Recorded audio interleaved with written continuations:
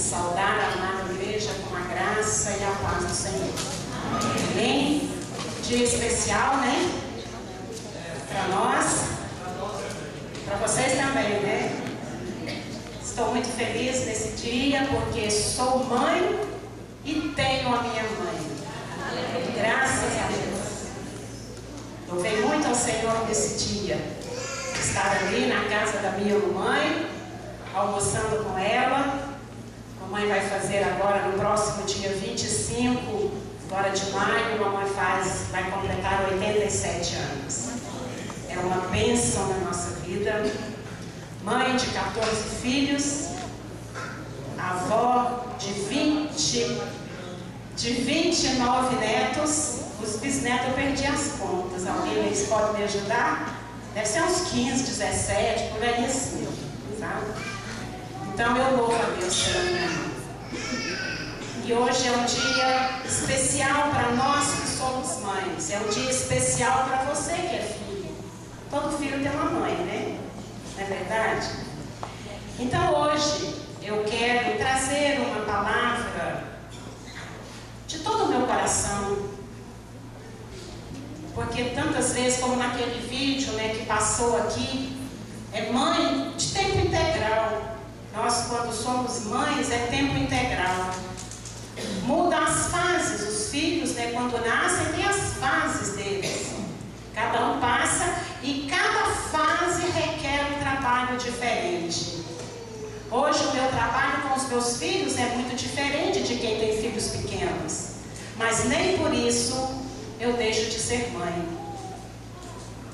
Eu sempre gosto de falar, sempre que eu falo para as mulheres, para as mães, eu falo que nós somos autoridade espiritual nos nossos filhos, para eles. Não importa a idade. A minha mãe é autoridade espiritual sobre mim. Então, nesse dia, Dia das Mães, é o dia em que nós voltamos, né, o nosso pensamento, o nosso coração de um modo muito especial para a figura daquela que merece, de maneira destacada, o nosso respeito e a nossa consideração. Entre as muitas datas, né, de comemoração e fatos, nós podemos, né, nenhuma delas é mais importante ou nenhuma delas mais sugestiva, tão significativa e tão justa como o Dia das Mães. Infelizmente, como o Adilson disse aqui no primeiro culto, lá na Câmara tem 859 projetos para acabar com a família, inclusive com o Dia das Mães, o Dia dos Pais, para ser banido. Porque quem tem dois pais não tem uma mãe, ele vai se sentir discriminado. Não pode haver discriminação. Nós temos que orar. Esse dia ele tem um significado muito profundo, porque nele se presta uma homenagem à mulher que tem sido a inspiradora de grandes homens, a mãe, a primeira conselheira de todos aqueles que têm notabilizado no mundo dos negócios, da política, das descobertas, das artes, enfim, de todos os empreendimentos. A mãe, ela tem uma grande participação nisso. Para os filhos, com certeza, vocês lembraram da sua mãe? Comprou um presentinho, caro ou barato, não importa, né, para sua mãe. Mas eu quero dizer para você, filho, para você, filha, não se esqueça de que o melhor presente para sua mãe é sempre o seu carinho, o seu amor, a sua dedicação. Esta é a única recompensa que as mães, que nós mães esperamos de nossos filhos. Pelas lágrimas derramadas, pelas horas mal dormidas, noites mal dormidas, né? Pelas amarguras que tantas vezes nós sentimos e nós passamos por causa de um filho. Quero fazer menção daquelas mães que já partiram, que já estão na eternidade, que por já haverem descansados, né, elas não podem receber a nossa homenagem, receber a sua homenagem, mas podem e devem ser lembradas nas nossas mentes, nos nossos corações. Não esqueça também, você que já perdeu a sua mãe, de que vocês podem prestar-lhes uma homenagem. Sabe como? Vivendo de acordo com os conselhos, com os ensinamentos que ela te deu ainda em vida.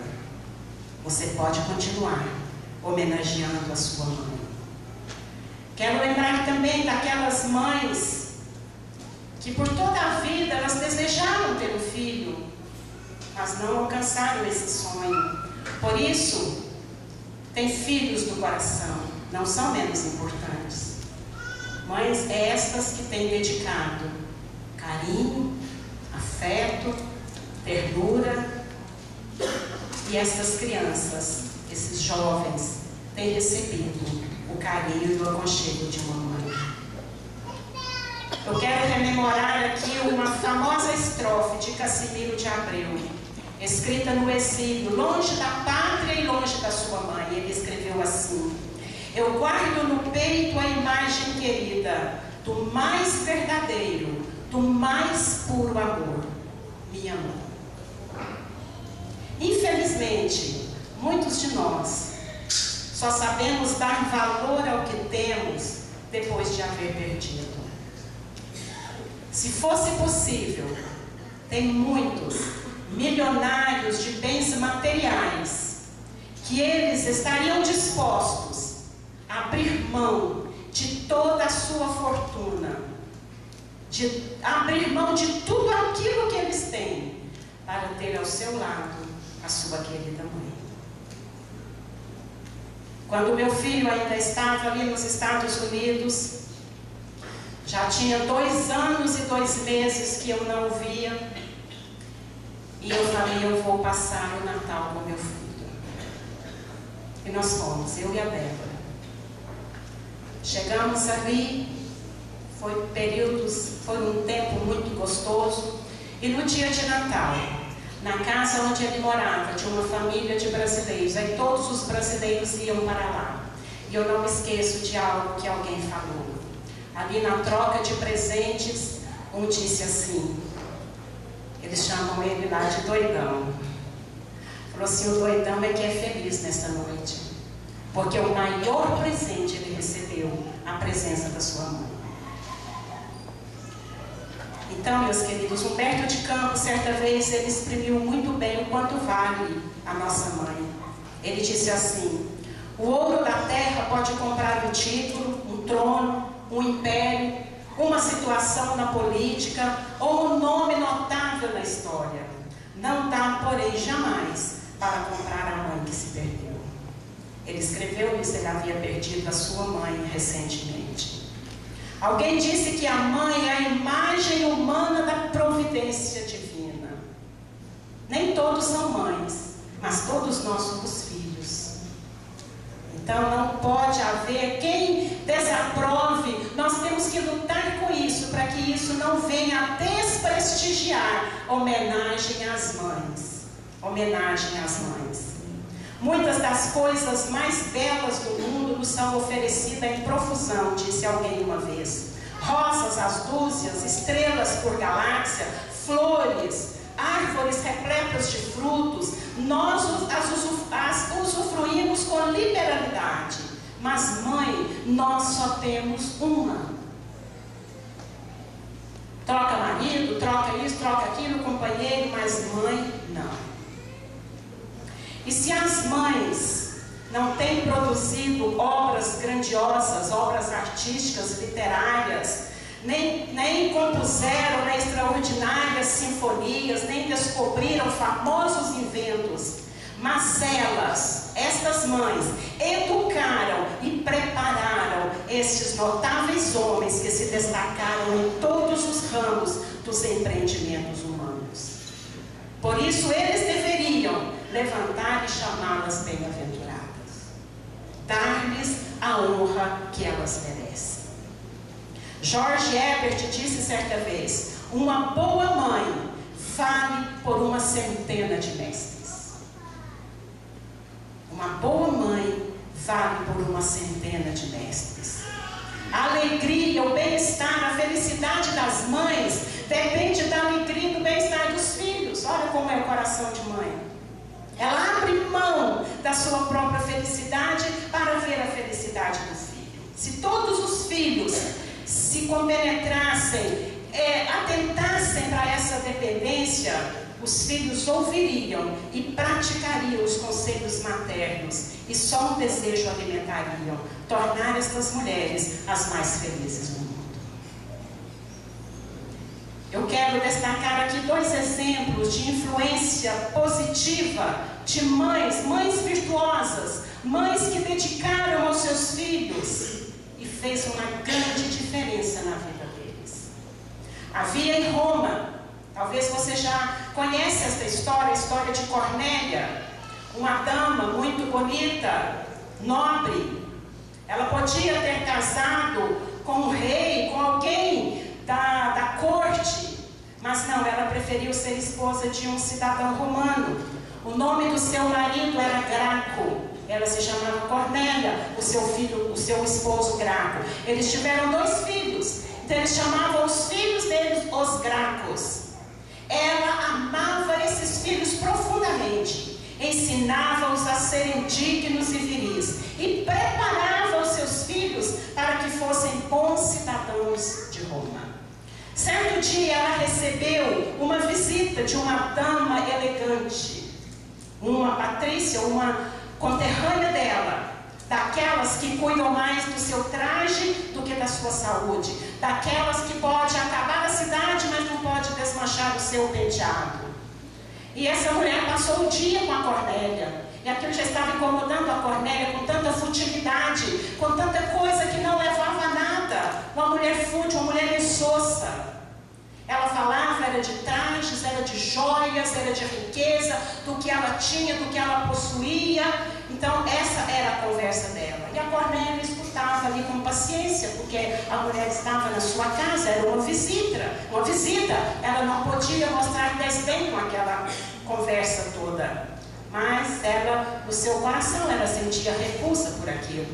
E já no fim da tarde, aquela grande dama, disse para Cornélia assim: com certeza você também deve ter joias, porque até então a Cornélia não tinha se pronunciado. Mostra-me as suas joias, as joias que você tem, porque não há coisa alguma que eu goste mais de ver. E a Cornélia levantou, saiu da sala. Daí a pouco vem a Cornélia, segurando nas suas mãos um filho de cada lado, e disse para ela assim: as únicas joias de que eu posso me orgulhar estão aqui, são os meus filhos. As joias que a Cornélia podia se orgulhar. Esses filhos dela vieram a ser homens notáveis e heróicos, sim. E toda Roma sabia que era a mãe que os tinha ensinado a serem assim, justos e nobres. E ainda em vida foi levantada, foi feita uma estátua de Cornélia com seus 2 filhos, está lá em Roma, escrito assim: Cornélia, mãe dos Gracos. Esta mulher soube imprimir nos seus filhos, no seu caráter, a honestidade e a justiça. Outro exemplo que eu quero trazer para vocês é de Immanuel Kant, o famoso filósofo alemão. Ele repetia muitas vezes que a sua mãe tinha influenciado de uma maneira muito grande a sua vida, na sua personalidade. Era uma senhora de poucas letras, ela não estudou muito, mas ela tinha uma alma muito grande. Ela dedicou o filho na sublime senda da moral e da virtude. Ela gostava muito de passear com seu filho por meio da natureza, chamando-lhe a atenção para o amor e o poder de Deus. Ela fazia isso com ele. E no final da sua vida, Kant fez a seguinte declaração: nunca me esqueci de minha mãe, porque foi ela que fez germinar o bem que eu sinto na alma. Nós somos as responsáveis de germinar o bem na alma dos nossos filhos. Na Grécia, no cemitério chamado Monte Parnaso, tem um túmulo ali e uma escrita interessante em uma daquelas lápides, escrita assim: repousa em paz, minha mãe, o teu filho sempre te obedecerá. sou e espero ser, devo a esse anjo, a minha mãe. Palavras de Abraham Lincoln, nada mais, nada menos do que presidente dos Estados Unidos. Tudo que sou e espero ser, devo a esse anjo, a minha mãe. Minhas queridas, meus queridos, nós temos mães, nós somos mães e nós devemos realmente honrar. Eu quero trazer aqui alguma coisa, porque nós temos na Bíblia imensidão de mães que dedicaram tempo, mães notáveis, que influenciaram grandemente os seus filhos e que eles vieram a ser grandes homens de Deus. Mas eu quero apenas aqui em rápidas palavras destacar uma delas, que foi Joquebede, a mãe de Moisés. Moisés, ele é conhecido em todo o mundo, e a sua mãe pouco conhecida, pouco lembrada pelo seu nome. Muitos nem sabem a mãe de Moisés, mas não sabem que o seu nome era Joquebede. Ela foi muito importante na sua formação, a ponto de Moisés chegar a ser o homem que ele foi. A filha de Faraó, que adotou Moisés, ela também teve uma grande influência na vida dele. Então, mães biológicas ou mães espirituais, mães do coração, elas podem influenciar grandemente os seus filhos.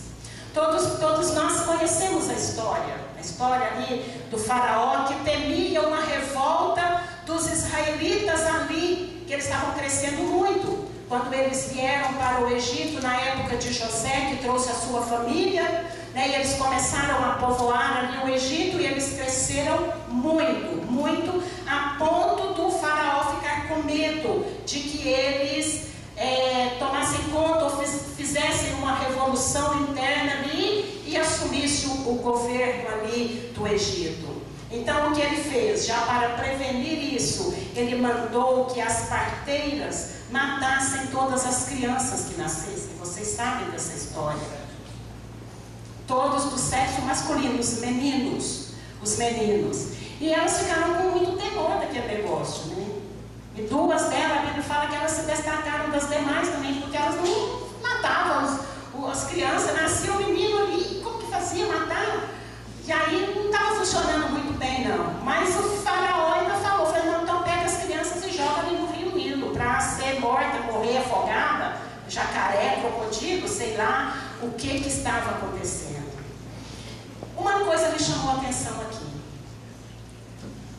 Se Joquebede, olha, imagine você se ela pensasse assim, que mundo que aguarda o meu filho, Ricardo. Meu filho vai nascer, vai ser lançado ali se for homem, vai ser lançado no rio, vai ser morto na minha frente, na minha presença. Que mundo é esse? Irmã, será que se fôssemos nós teríamos filhos naquela época? Que mundo estava ali aguardando? Era um terrorismo familiar. Estava acabando ali com os filhos. E o filho, nós preferimos dar a nossa vida por causa de um filho. Eu já conversei com algumas pessoas, algumas moças, mulheres, que falam assim, não, eu tenho muito medo de ter filho. O mundo que nós estamos vivendo. Outras avós, que mundo que os nossos netos irão viver? Avós preocupadas com esse mundo. Eu quero dizer uma coisa para vocês, meus queridos. Os nossos filhos, os meus filhos, os seus filhos, os nossos, devem ser a solução para esse mundo. Esse mundo perdido, corrompido. A pergunta, eu acho que não deve ser essa. Como os nossos filhos ou netos poderão viver num mundo como esse? Eu penso que a pergunta deveria ser assim: como que os nossos filhos e os nossos netos influenciarão este mundo? Que tipo de filhos nós deixaremos para esta geração e para a geração futura? Porque a Bíblia diz que nós somos sal da terra, nós somos luz do mundo. Diz para nós resplandecermos como luzeiros no meio de uma geração pervertida, de uma geração corrupta. Meus queridos, e as trevas, elas têm que ser dissipadas com a presença da luz.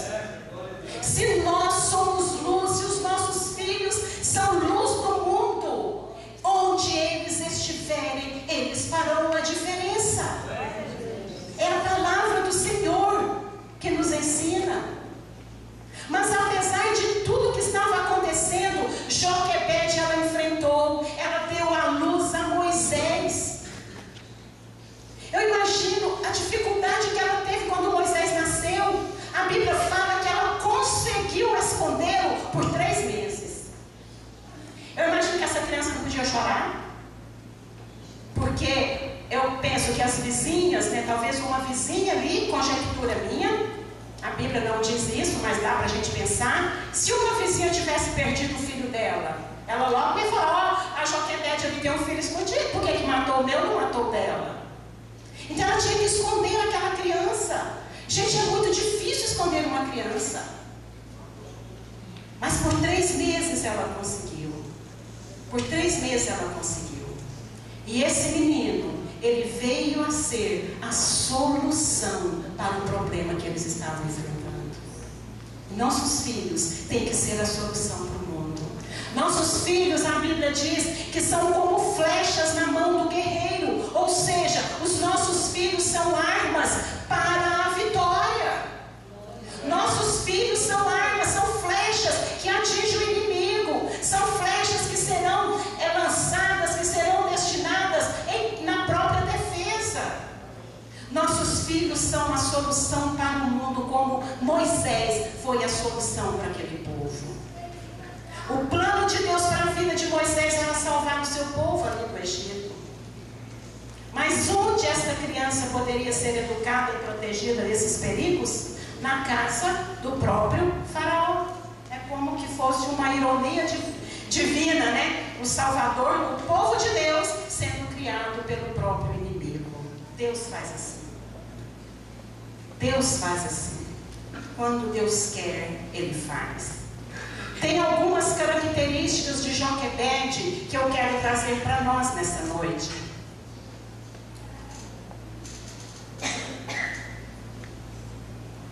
E que nós, mães, temos e devemos continuar a ter. Primeira característica que eu vejo nessa mulher é a coragem dela. Ela sabia que não tinha como esconder aquela criança por mais algum tempo. Então o que ela fez? Ela correu o risco. Primeiro ela teve a coragem de ter aquele filho, de esconder. Porque se descobre, eu penso que matava ela, matava o filho, sei lá, do jeito que eles eram. Por quê? Porque os soldados, eles caçavam, essa é a palavra, eles caçavam as crianças, os bebês do sexo masculino, para os matar.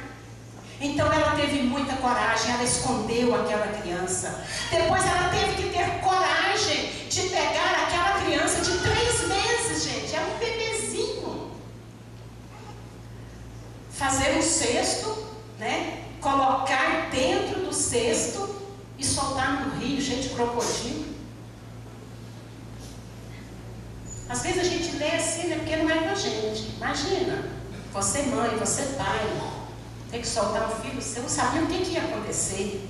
Mas ela teve essa coragem, porque ela confiava no Deus Todo-Poderoso. E ela pegou esta criança, colocou ali. Sabia da hora, né, que a princesa ali ia tomar banho. E ela falou assim, aí ela entregou nas mãos de Deus mesmo, né? Colocou ali na presença do Senhor. E Deus tomou conta ali. A confiança dela em Deus era grande. Mas ela teve coragem para soltar o seu filho no rio. Se fosse eles que jogassem, não era ela, mas ali ela estava soltando o seu filho. Ela teve coragem ao enfrentar também a filha do faraó. Quando eles chamaram ali Joquebede, né, para amamentar a criança, poderia descobrir o plano dela e tudo vir por água abaixo. Foi um risco que ela correu. Quantas mães, né? As mães, elas têm coragem de fazer coisas nunca pensadas antes, por causa de um filho. Uma mãe, ela consegue forças para fazer o máximo por um filho. Uma mãe é capaz de doar-se totalmente por causa de um filho. Essa coragem de Joquebede, eu tenho certeza que vem de Deus. Então, uma mulher de coragem. Irmãs, sejamos corajosas. Enfrentar as lutas, as dificuldades, confiando num Deus Todo-Poderoso. Uma outra coisa que eu admiro em Joquebede é a sua criatividade. Uma outra característica dela. Ela ficou pensando, imaginando, como que ela ia fazer? Aí veio a ideia, né? Criar criativa. Vou fazer um cesto. Fazer um cestinho de junco, vedar suas gretas ali para não entrar água, né, com o piche, o betume. E não eram materiais muito acessíveis não, porque esse povo, eles eram escravos ali, então eles não tinham muito acesso a isso. Mas ela deu um jeito e arrumou aquilo. Arrumou aquele betume, passou e pegou essa criança, falou, eu coloco aqui. Não coloco no meio do rio, porque a correnteza é muito forte. Não pode pôr muito na beiradinha aqui do rio, porque senão a correnteza não leva. Então ela achou ali no meio do carriçal, ou seja, daquelas vegetações que crescem na beira do rio, né? E aqui ele vai mais ou menos, encosta numa aqui, no outro ali, ele vai mais ou menos devagar até chegar lá e a princesa olhar e quem sabe o que vai acontecer. E mais, ela foi criativa, pegou a Miriam, que era a irmãzinha, né, mais velha, você fica de olho. Se a princesa pegar ela, você se pode, minha mãe cuida, quer alguém para cuidar? Quer dizer, criativa, ela foi criativa ali. E isso aconteceu, né? Miriam foi olhando, escondida, e quando a princesa viu aquele menino bonito, a Bíblia fala que ele era formoso, que ele era bonito, e Deus tocou no coração dela. Irmãs, Deus toca no coração dos outros para abençoar os nossos filhos. Eu tenho muitas experiências disso.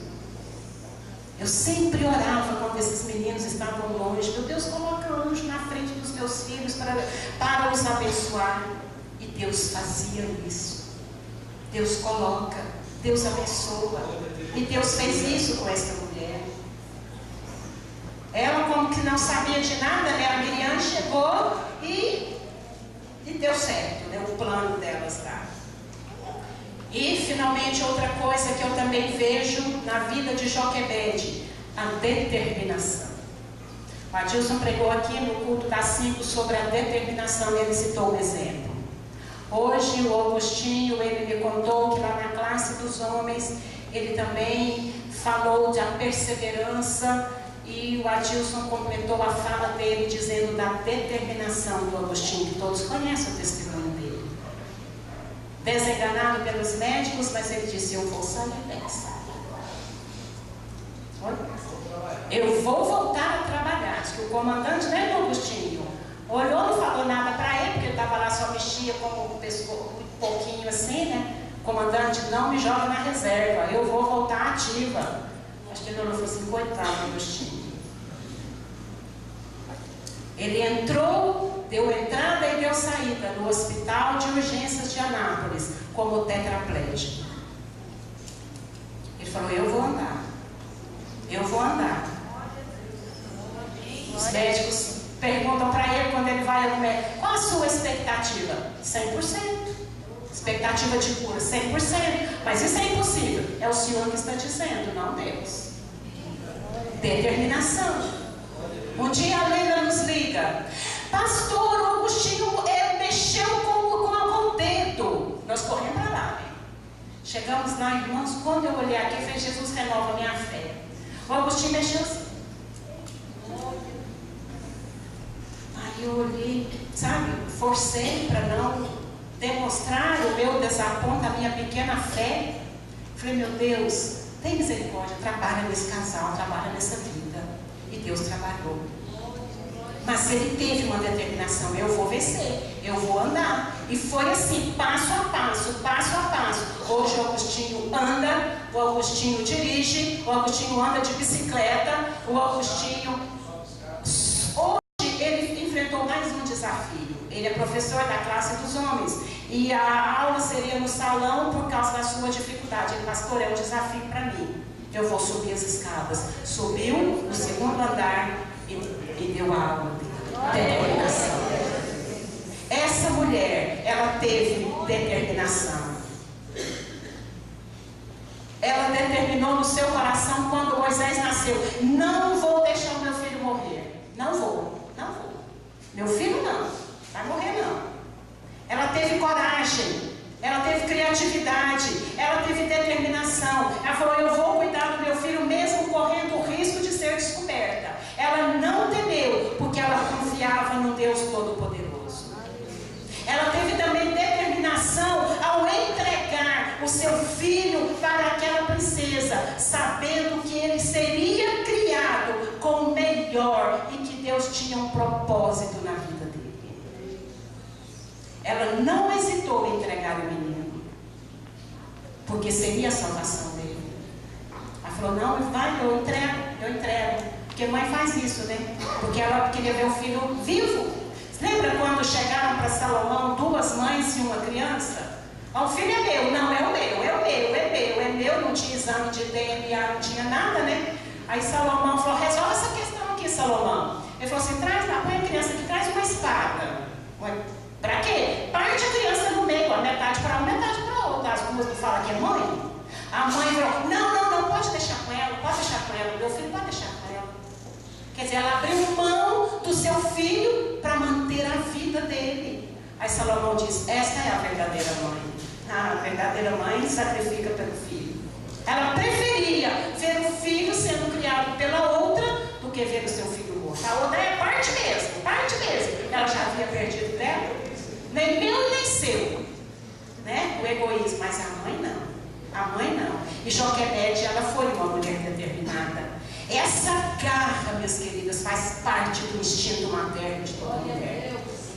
Quando uma mãe quer abençoar o seu filho, ela vai até o fim. Já viu aquela expressão? Não, aquela lá ficou uma leoa por causa do seu filho. Ah, fica mesmo. Fica, e a gente cresce e a gente defende com unhas e dentes, né? Então, meus queridos, Joquebede é um dos maiores exemplos que temos na Bíblia de investimento no ensino, porque ela foi chamada para cuidar de Moisés. Pouco tempo que ela ficou com Moisés fez toda a diferença na vida dele. Toda a diferença na vida de Moisés. Então, eu quero dizer para vocês que com o nascimento de Moisés foi resolvido 4 problemas que eles enfrentaram. Primeiro, problema relacional, problema afetivo, problema sentimental entre mãe e filho. Foi resolvido esse. Por quê? Porque o filho seria criado pela própria mãe. Olha como que Deus faz, como que Deus reverte, como Deus muda situações. Então ela aproveitou, ela deu-lhe afeto, ela deu tempo para ele, para ensiná-lo, né? Então Joquebede, ela pôde criar e cuidar do seu filho abertamente, sem sentir-se ameaçada. Deus é Deus que resolve problemas. Outro problema que foi resolvido financeiro: Joquebede foi paga. A princesa pagava para ela cuidar do seu próprio filho. Ela estava sendo paga para isso. Em terceiro lugar, também foi resolvido o problema dos princípios da educação religiosa para aquela criança. Que se fosse criado somente lá no palácio, com a filha do faraó, ele não teria os ensinamentos bíblicos, os ensinamentos de Deus. Mas os anos que Moisés passou junto da sua mãe ajudaram a determinar o seu futuro. Deixaram marcas indeléveis na sua mente. A educação que Moisés recebeu não se desfez, não acabou, não foi substituída nos anos de estudo que ele teve na Universidade do Egito. Minhas queridas mães, colegas, o que nós ensinamos para os nossos filhos fica marcado na vida deles. Eu costumo dizer que a criança é como um cimento fresco, que ali não tem nada escrito, nada imprimido, mas o que nós imprimimos ali, eles levam para o resto das suas vidas. A palavra do Senhor diz: ensina o menino no caminho em que deve andar, e ainda quando for velho não se desviará. E em quarto e último lugar, o problema também da formação cultural e científica de Moisés, né? Ele tinha uma família escrava, agora estava estudando nas melhores universidades do Egito. Como filho do rei, tendo uma educação de príncipe, porque Deus sabia que ele iria precisar disso. Então Joquebede, ela concebeu e não desistiu dele. Não desistiu dos seus filhos. Ela foi uma mãe bem-sucedida. Joquebede teve 3 filhos: Miriam, Arão e Moisés. Todos 3. eles foram influentes. Todos três foram grandes diante de Deus, diante do povo. Todos os três foram líderes que conduziram o povo. Homens notáveis, porque houve uma mulher por trás de tudo isso. Então, meus queridos pais, mães, invistam na educação espiritual de seus filhos. Leia a Bíblia com eles. Ore com eles, por eles. Reparta sua experiência com eles. Às vezes, muitos pais, deixam os filhos crescerem para depois eles escolherem o caminho que eles querem andar. Nós escolhemos nome, nós escolhemos roupa, comida, escola, escolhemos tudo. Mas muitas vezes nós não escolhemos o principal. Josué, ele disse: eu e a minha casa serviremos ao Senhor. Eu e a minha casa serviremos ao Senhor. Ele como líder, ele como sacerdote, ele como profeta na sua casa, ele fez essa declaração. Você pode fazer isso. Você pode fazer isso. E trabalhar para que isso aconteça. Eunice, ela ensinou Timóteo. Ela teve o ensinamento da sua mãe, da Lloyd. A Lloyd para Eunice, Eunice para Timóteo. Então nós temos que fazer isso. Passar os ensinamentos. Essa mulher desconhecida da Bíblia é um grande exemplo que deixou sua marca, não no seu próprio nome, mas em seu filho Moisés. Do mesmo modo, minhas queridas, todas as mães deixam a sua marca nos seus filhos, formando o seu caráter, a sua personalidade, o seu temperamento, a sua espiritualidade. E nós precisamos de mães que invistam tempo na vida espiritual de seus filhos. Mães que busquem a salvação de seus filhos mais do que o sucesso. Meu filho tem que ser um médico, tem que ser um advogado, tem que ser um dentista. Não. Primeira coisa, o seu filho tem que ser um servo do Senhor. O seu filho tem que temer a Deus. Nós precisamos de mães que deem o melhor do seu tempo para inculcar nos filhos as verdades eternas. Verdades essas que os ajudarão a tomar as mais importantes decisões da sua vida. Eu quero finalizar falando um poema de Coelho Neto. Ser mãe. Ser mãe é desdobrar fibra por fibra o coração. Ser mãe é ter no alheio lábio que suga o pedestal do seio, onde a vida, o amor cantando vibra. Ser mãe é ser um anjo que se libra sobre um berço dormindo. É ser anseio, é ser temeridade, é ser receio, é ser força que os males equilibra. Todo o bem que a mãe goza é bem do filho, espelho em que se mira afortunada, luz que lhe impõe nos olhos novo brilho. Ser mãe é andar chorando no sorriso. Ser mãe é ter um mundo e não ter nada. Ser mãe é padecer no paraíso. Amém? Que Deus esteja abençoando cada uma de nós, mães, você, pais, e que Deus nos ajude nesta missão tão sublime, tão importante, que é a de ser mãe. Amém?